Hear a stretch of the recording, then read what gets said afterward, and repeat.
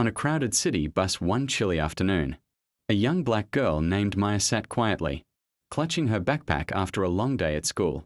The seats were all filled, and people stood swaying with the bumps of the road. At the next stop, an elderly woman with frail hands and tired eyes stepped onto the bus, struggling to hold onto the rail.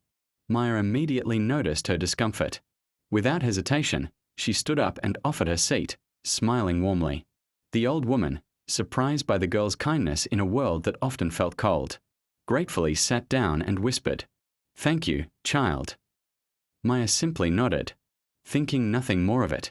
As the bus continued its route, the elderly woman glanced at Maya several times, as if lost in thought.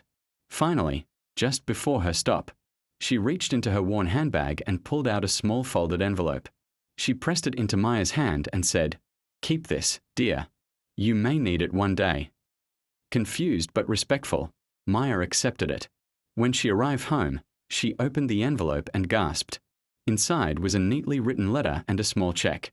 The letter explained that the elderly woman had once been a successful writer who earned well but had no family left to share her fortune with. She had been searching for someone kind-hearted to pass a blessing on to. The check was for a scholarship fund the woman had already set up in Maya's name, ensuring her college education would be fully paid for.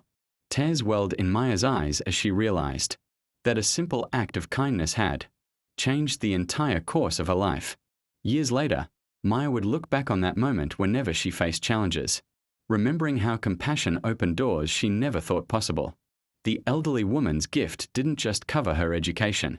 It inspired Maya to live a life of generosity, knowing that every small good deed carried the power to ripple far beyond the moment. One seat on a crowded bus had led to an open future, and Maya never forgot the day her kindness was returned 100-fold.